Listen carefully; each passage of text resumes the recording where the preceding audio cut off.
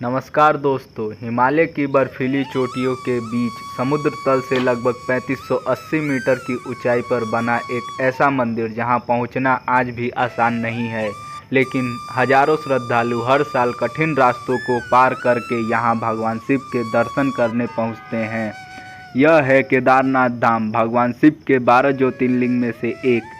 लेकिन क्या आप जानते हैं कि केदारनाथ का संबंध महाभारत के पांडवों से बताया जाता है।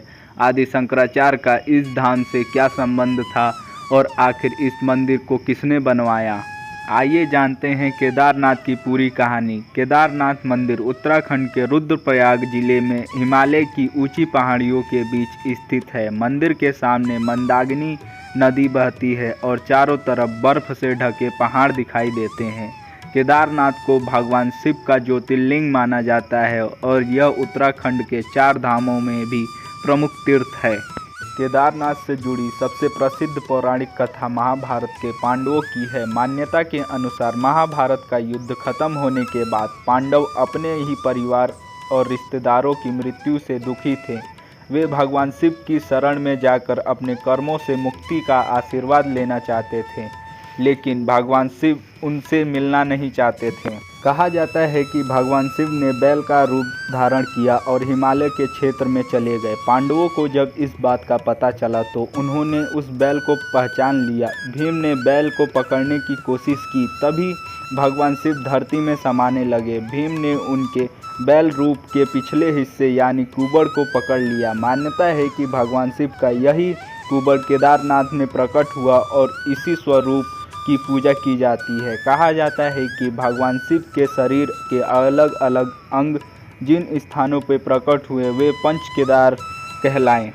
अब हम बताते हैं उस महान संत की जिनका नाम केदारनाथ के इतिहास में बहुत महत्वपूर्ण है, आदि शंकराचार्य। आदि शंकराचार्य ने भारत के अलग अलग हिस्सों की यात्रा की और वेदांत दर्शन तथा सनातन परंपरा के प्रचार प्रसार में महत्वपूर्ण भूमिका निभाई। धार्मिक परंपरा के अनुसार उन्होंने केदारनाथ की यात्रा की और इस तीर्थ को पूजा परंपरा को व्यवस्थित करने में महत्वपूर्ण योगदान दिया।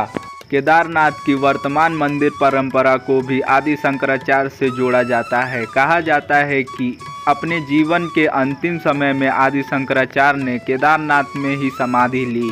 मंदिर के पीछे स्थित उनका समाधि स्थल आज भी श्रद्धालुओं के लिए महत्वपूर्ण स्थान है। सिर्फ छोटी उम्र में पूरे भारत की यात्रा करने वाले आदि शंकराचार्य कई प्रमुख तीर्थों और मठों का सनातन परंपरा से जोड़ने में महत्वपूर्ण भूमिका निभाई और शायद यही कारण है कि केदारनाथ सिर्फ भगवान शिव का धाम नहीं बल्कि आदि शंकराचार्य की आध्यात्मिक यात्रा से भी जुड़ा है। लेकिन अब सवाल उठता है, आज जो विशाल पत्थरों का मंदिर हमें दिखाई देता है वो वास्तव में किसने बनवाया। इसके बारे में अलग अलग धार्मिक और ऐतिहासिक मान्यता है। पौराणिक मान्यता इसे पांडवों से जोड़ती है, जबकि वर्तमान मंदिर की परंपरा आदि शंकराचार्य से जोड़ी जाती है। एक ऐसी रात जब पहाड़ टूट पड़े, नदियां अपना रास्ता बदलने लगी और हजारों लोग चारों तरफ से फंस गए। लेकिन सबसे बड़ा सवाल था, आखिर केदारनाथ में ऐसा क्या हुआ था जिसने कुछ ही घंटों में पूरे इलाकों को तबाही में बदल दिया। ये कहानी है 2013 केदारनाथ आपदा की। केदारनाथ में अचानक भारी बारिश और बादल फटने के कारण भयंकर बाढ़ और मलबे का सैलाब आया। पानी और मलबे ने रास्ते, इमारतों और आसपास के क्षेत्रों में भारी तबाही मचा दी। लेकिन इस विनाश के बीच एक चीज ने सभी को हैरान कर दिया। केदारनाथ मंदिर का प्रमुख ढांचा काफ़ी हद तक सुरक्षित रहा। इसके पीछे मौजूद एक विशाल चट्टान को आज भीमशिला के नाम से जाना जाता है। कहा जाता है कि बाढ़ के दौरान यह विशाल चट्टान मंदिर के पीछे आकर रुक गई। इसने पानी तथा मलबे की दिशा को बदलने में मदद की। इसी वजह से मंदिर के ऊपर सीधा दबाव कम हुआ और मुख्य मंदिर काफ़ी हद तक बच गया। श्रद्धालु इसे भगवान शिव का चमत्कार मानते हैं।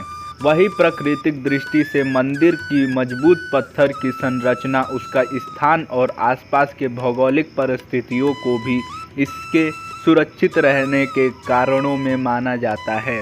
यही घटना आज केदारनाथ के सबसे चर्चित रहस्यों में से एक बन चुकी है।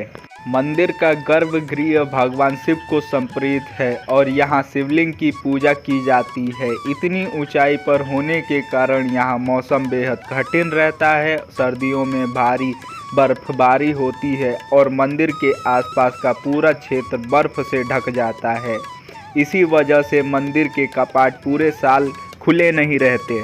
केदारनाथ मंदिर के कपाट आमतौर पर अप्रैल या मई में खुलते हैं और अक्टूबर या नवंबर के आसपास बंद हो जाते हैं। सटीक तारीख हर साल अलग अलग होती है और धार्मिक परंपरा के अनुसार तय की जाती है। सर्दियों में जब केदारनाथ के कपाट बंद होते हैं तब भगवान केदारनाथ की पूजा ऊखीमठ के ओमकारेश्वर मंदिर में की जाती है। वीडियो देखने के लिए धन्यवाद। अगर आपको यह वीडियो अच्छी लगी हो तो एक लाइक और सब्सक्राइब जरूर करें। धन्यवाद।